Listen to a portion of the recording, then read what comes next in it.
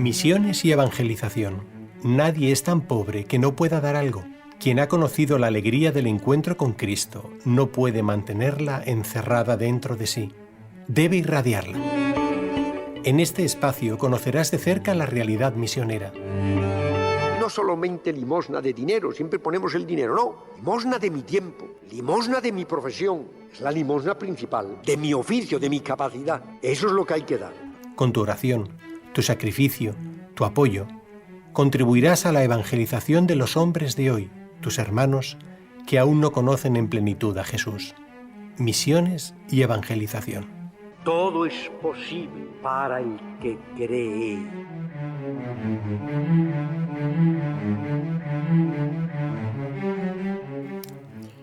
Si uno viese desde lejos su patria y estuviese separado por el mar, vería a dónde ir, pero no tendría medios para llegar. Así es para nosotros. Anhelamos la meta, pero está de por medio el mar de este mundo. Ahora, sin embargo, para que tuviésemos también el medio para ir, ha venido de allá aquel a quien nosotros queremos llegar, y nos ha proporcionado el navío para atravesar el mar. Nadie puede atravesar el mar de este siglo si no le lleva la cruz de Cristo. No abandones la cruz, ella te llevará. Estas palabras son de San Agustín, tomadas de su Evangelio, de su comentario al Evangelio según San Juan, y nos introduce a una oración del Vía Crucis. Porque el Vía Crucis aviva en nosotros ese gesto de asirnos, sujetarnos, agarrarnos al madero de la cruz de Cristo a lo largo del mar de la existencia. No es una simple práctica de devoción popular, el Vía Crucis, ¿no?, con un tinte sentimental, sino que expresa la esencia de la experiencia cristiana. Lo dijo Jesús, Marcos 8:34, el que quiera venir en pos de mí, que se niegue a sí mismo, que cargue con su cruz y me siga. Por esta razón, por ejemplo, el Santo Padre, el Papa, cada Viernes Santo recorre el Vía Crucis ante el mundo y en comunión con el mundo. Nosotros hoy vamos no a rezar en este momento el Vía Crucis con los cristianos perseguidos, pero sí a intentar participar, conocer ese camino de la cruz que están recorriendo, por lo menos en algunos detalles, pues para unirnos más también al Vía Crucis de Jesús hoy, porque son nuestros hermanos, miembros del cuerpo de Cristo, y están sufriendo hoy, y esto tiene que hacer sufrir a nuestro propio cuerpo, porque somos uno, no nos puede dejar indiferentes. Quiero saludar, lo hemos invitado y además ha sido realmente muy amable en contestarnos de manera incondicional, como suele ser, y se lo agradecemos mucho a Josué Villalón desde Ayuda a la Iglesia Necesitada en Madrid, España. ¿Qué tal, Josué? Muy buenas, hermana Carmen, pues siempre un gusto estar aquí con vosotros. Bueno, pues para nosotros también, en este momento, para nosotros de la Semana Santa, aunque es muy posible que este programa sea visto posteriormente, pero no perderá su actualidad, porque mucho me temo, Josué, que el Vía Crucis sea una realidad permanente de muchos hermanos nuestros. ¿No es así? Así es, muy actual, porque bueno, pues todos atravesamos también muchas veces pruebas, sufrimientos que nos acercan a ese misterio de la pasión de Jesús, de su muerte, y que estamos viviendo con tanta intensidad estos días, pero que como cristianos estamos llamados a revivirla pues siempre, ¿no?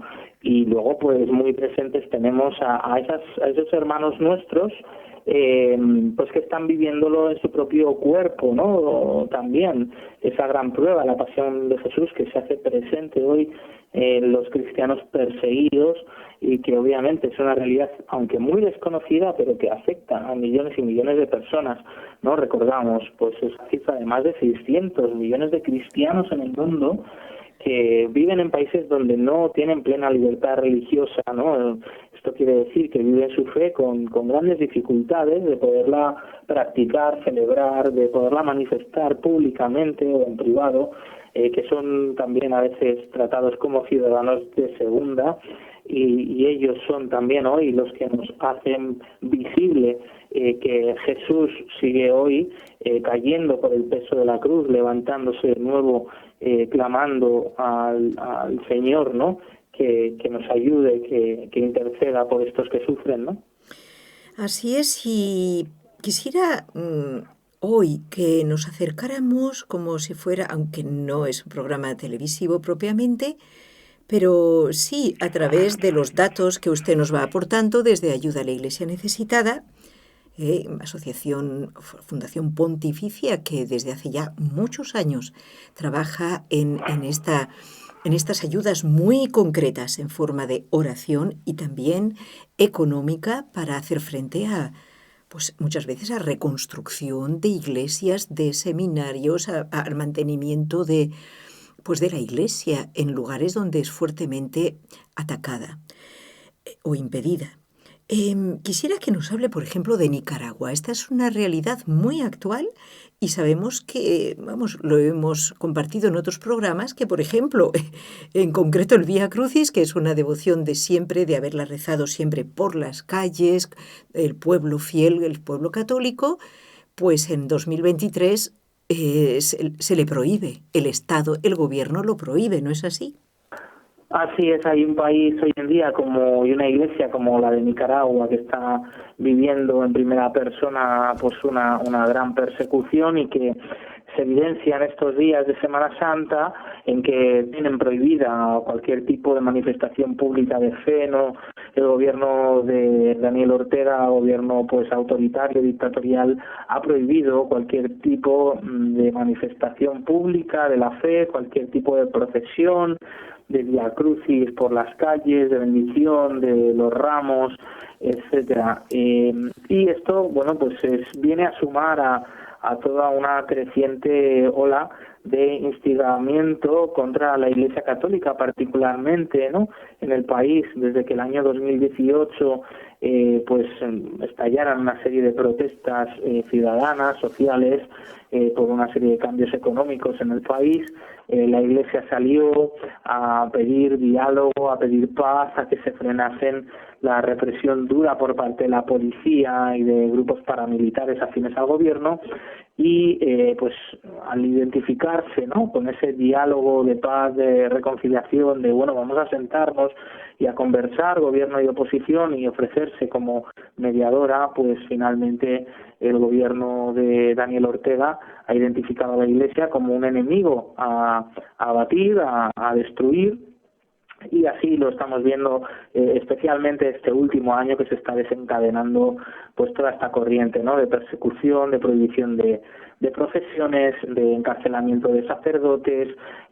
Tenemos a un obispo exiliado, Monseñor Silvio Báez, auxiliar de Managua desde hace años, otro obispo como es Monseñor Orlando Álvarez, obispo de Matagalpa, encarcelado desde hace unos meses, encarcelado a más de 25 o 26 años de cárcel, condenado por ser traidor a la patria y por divulgar falsedades contra el gobierno, cuando este obispo lo único que ha dicho pues es la verdad, es defender a los que se están manifestando públicamente, defender que efectivamente hay un problema en Nicaragua a nivel político, a nivel social, a nivel económico, y luego denunciar los ataques que ha sufrido la Iglesia. En concreto, en su diócesis de Matagalpa fue atacada e incendiada una sede de Cáritas, han sido amenazados numerosos sacerdotes, las misas están siendo grabadas y seguidas por funcionarios del gobierno para ver qué se dice en las homilías, y en caso de que se diga cualquier tipo de comentario, ¿no?, en favor del diálogo, de la paz social, pues se amenazan, ¿no?, a los sacerdotes, a los religiosos, a las religiosas. Entonces sí, es una situación muy grave, que el propio Papa Francisco hace unas semanas, ante un medio de comunicación, era preguntado, ¿no?, por la situación en Nicaragua, y ha calificado, ¿no?, a este gobierno dictatorial de de Daniel Ortega y de su mujer, la vicepresidenta Rosario Murillo, como una dictadura grosera, ¿no? Y que lo que está sufriendo la Iglesia en Nicaragua no tiene nombre. No tiene nombre, pero para un cristiano, es verdad, no tiene nombre en cuanto a injusticia, abuso de poder, en fin. Sin embargo, hemos leído en estos días precisamente unas declaraciones de una mujer que ha preferido hablar bajo un seudónimo, ¿no? María, que usted conoce. Y entonces ella explica muy bien que todo el pueblo está sufriendo esa terrible injusticia y de verdad no se privan, digamos, santamente de decirlo. Eso es. Porque claro, estamos en un país pues rodeado de una multitud también de católicos, donde es impensable que se llegue a este nivel de presión, ¿no?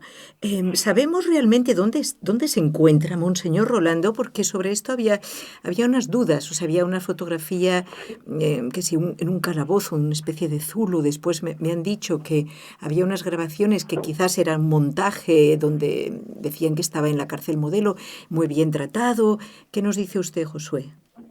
Sí, se sabe, bueno, por lo que ya se ha comunicado a través de los medios de comunicación, redes sociales, grupos de defensa de derechos humanos que están, bueno, y gente, ¿no? También propios miembros y líderes de la Iglesia Católica, ¿no? Pidiendo efectivamente la liberación de este monseñor, de este obispo. Se sabe que está efectivamente en la cárcel Modelo, Managua, la capital de Nicaragua. Es un lugar ya icónico de esta dictadura de Ortega, porque allí han estado detenidos todos los opositores políticos, personas que fueron detenidas en esas protestas sociales, y que pues todo el mundo ha denunciado que allí se cometen abusos, se cometen torturas, se cometen detenciones ilegales. Y bueno, pues ante el clamor de la propia oposición de la Iglesia de Nicaragua y también a nivel internacional, ¿no?, de muchas personas que pedían pues una fe de vida, porque no se sabía muy bien dónde estaba Monseñor Rolando Álvarez después de su condena, como hemos dicho antes, a 26 años de prisión. La propia familia había manifestado que tampoco sabían dónde se encontraba. Bueno, pues finalmente hace 2 semanas el gobierno organizó pues una puesta, un acto, ¿no?, así una performance, como se dice, ¿no?, coloquialmente, en la propia cárcel, en esta cárcel. Entonces invitaron a 2 de los hermanos de Monseñor Rolando Álvarez a una comida, y el propio Monseñor pudo compartir allí con ellos un ratito, y luego pues todo esto fue televisado por el canal de televisión público, ¿no?, del régimen de Ortega, y se hizo esa pequeña entrevista a Monseñor, él explicando que se encontraba bien, que él se encontraba fuerte interiormente, son palabras literales suyas. Y luego, bueno, pues con cierta ironía, ¿no?, Monseñor, hablando con este periodista que le preguntaba, pues se refería, ¿no?, diciendo, bueno, ¿y tú cómo me ves? ¿Tú cómo me ves? ¿Me ves bien, no? Bueno, pues así estoy. Pues claramente, ¿no?, una situación muy difícil, pero es verdad que esas palabras fuertes, vivas y también de mucha fe, porque él decía que estaba bien, gracias a Dios, gracias a la Virgen María, también yo creo que fue un aliento para todos y un testimonio más, como bien citabas tú, Carmen, que es cuál es el carácter también de la Iglesia nicaragüense, de nuestros hermanos y hermanas en la fe allí. Efectivamente, el pueblo de Nicaragua es un pueblo muy creyente, mayoritariamente católico, gran devoto, por ejemplo, de la Virgen de la Inmaculada Concepción, patrona del país, y de otras muchas, ¿no?, devociones. Y la Iglesia nicaragüense es muy activa, ¿no?, en la catequesis y la evangelización, y ahí está una vez más el ejemplo de este obispo Rolando Álvarez, que se le ofreció ser exiliado del país junto con otras 200 personas más, pero él en el último momento, ahí a pie de pista, antes de que le subieran al avión, decidió que no,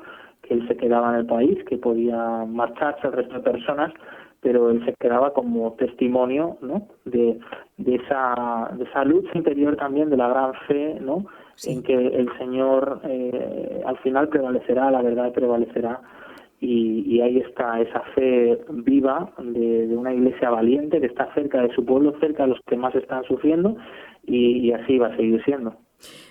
Muy bien, realmente, como expresaba esta persona en su testimonio, decía, en Nicaragua decía, este es un tiempo para nosotros penitencial, de verdad, o sea, penitencial a fondo, pero que no tenían miedo y no se desanimaban en la fe.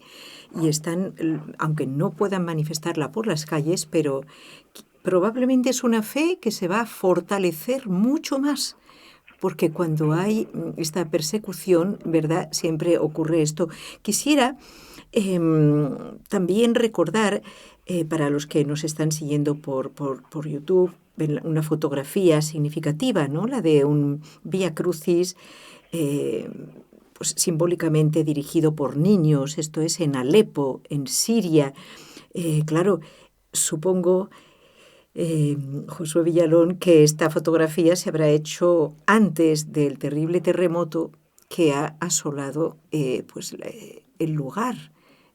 Efectivamente, sí, esta fotografía fue tomada antes de ese terremoto, pero que refleja bien también pues a otros hermanos que tenemos muy presentes en estos días de Semana Santa y en ese rezo del Vía Crucis por los cristianos perseguidos, que son nuestros hermanos cristianos de Siria, ¿no? Ellos están viviendo una situación, una gran prueba desde hace más de 12 años de una guerra civil olvidada en la que han muerto miles de personas, y ahora pues con un sufrimiento doble por la situación, ¿no? Y las consecuencias de ese terremoto ocurrido el pasado 6 de febrero y sus réplicas que han dejado ciudades enteras destruidas y que han añadido más dolor, ¿no? a la situación ya muy complicada que vivían. Hay toda una generación de niños, por eso también el gran significado de esa foto, hay toda una generación de niños que nunca han conocido la paz, que nacieron pues eso hace 8, 9, 10 años,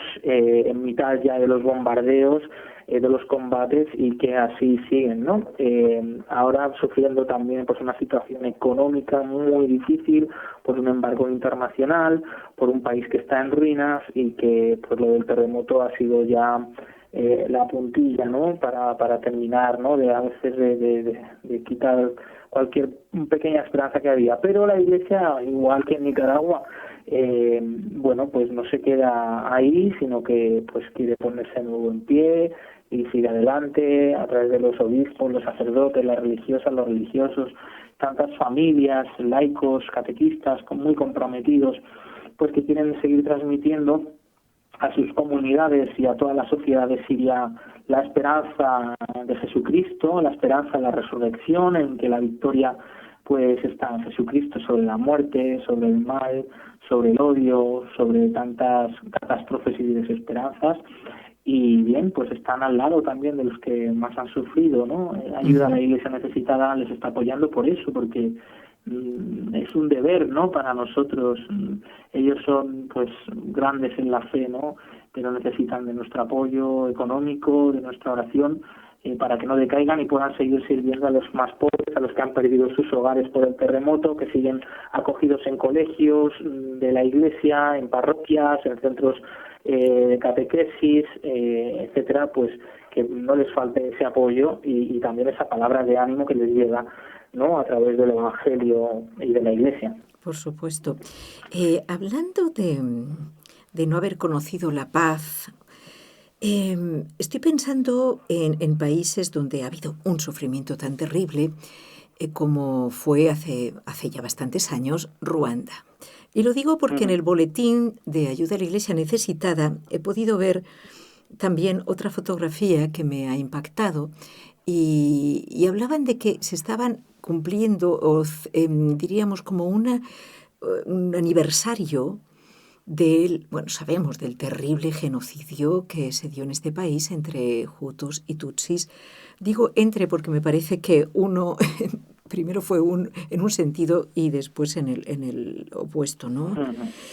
Entonces, en realidad, claro, la Cuaresma, la Semana Santa, para nosotros, los católicos, es un momento clave para pedir perdón, para allanar caminos donde ha habido tanto odio, tanta destrucción. Es verdad que ellos han celebrado una jornada significativa en este sentido. No sé si sean, o si usted sabe algo, y si no, pues que nos comente en general.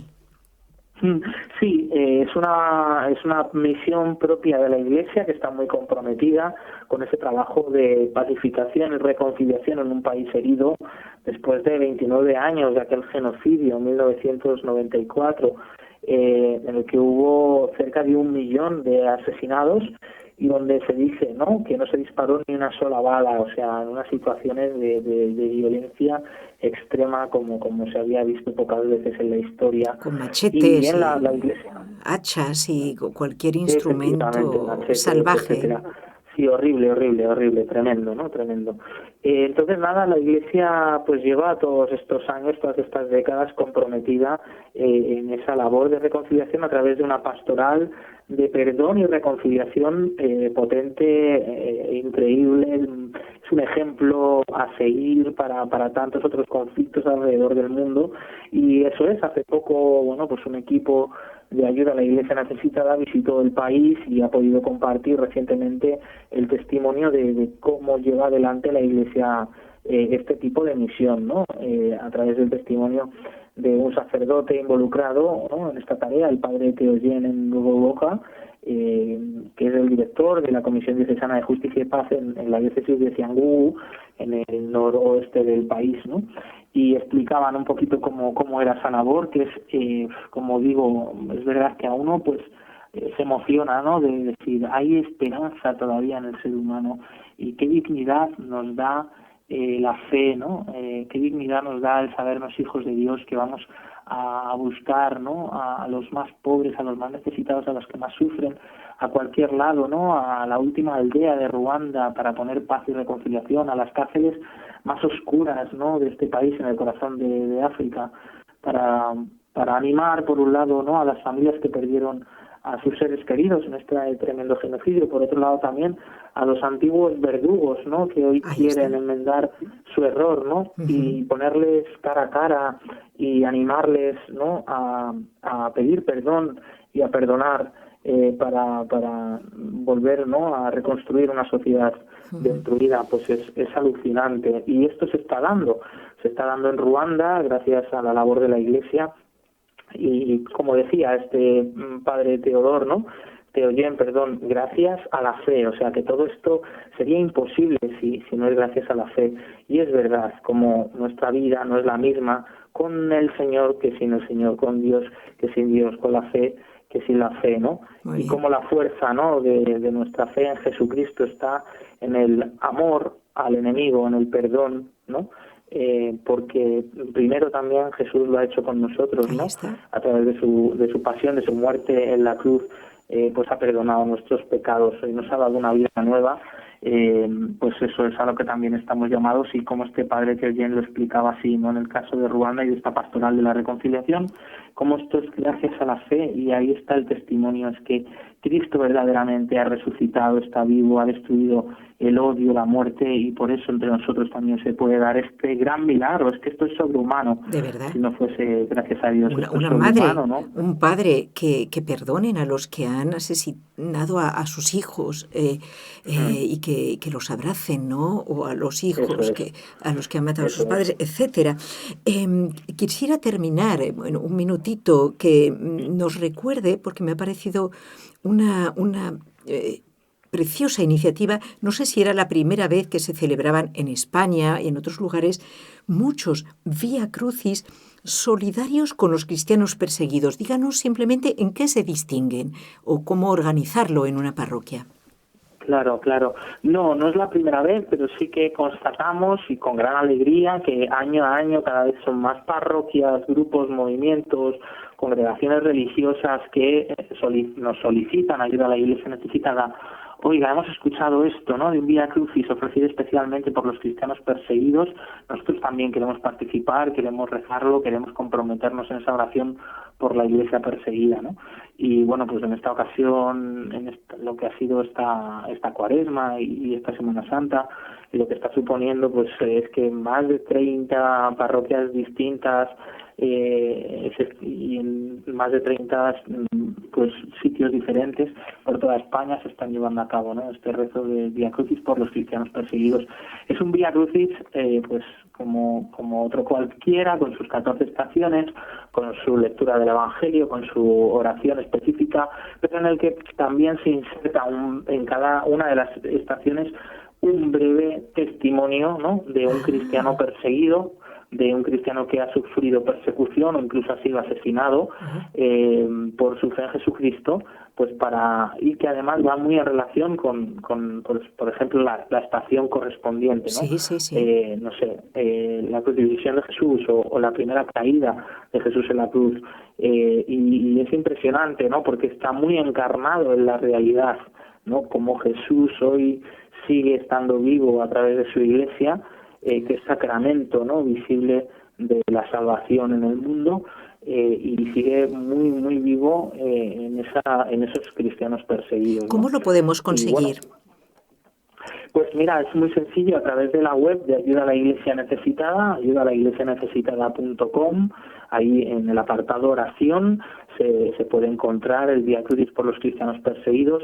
Hay que dejar una serie de datos personales y te puedes descargar, ¿no?, de forma gratuita ese Vía Crucis, ¿no?, estos textos, ¿no?, para rezar este Vía Crucis. Magnífico. Pero además, si alguien está interesado en, no sé, algún tipo de actividad en una parroquia que junto con este Vía Crucis a lo mejor se pueda complementar con una charla, una conferencia o incluso el testimonio vivo de alguna persona procedente de uno de estos países donde los cristianos son perseguidos, pues también se puede poner en contacto a través de esta web, ayudaalaiglesianecesitada.com, pues con nuestros compañeros de promoción y con nuestros delegados que están pues en las distintas diócesis de toda España, al que sea más próximo, más cercano a la persona que nos esté escuchando interesada, y pueden llamar y ponerse en contacto y solicitarlo, pedirlo, ¿no? Muy bien. Bueno, pues amigos, todas nuestras devociones católicas, sobre todo en la Semana Santa, cobran una realidad tan palpitante cuando vemos a Jesús sufrir y vemos a nuestros hermanos en la misma situación y maltratados incluso físicamente también como Jesús, y morir por no ser infieles a Dios.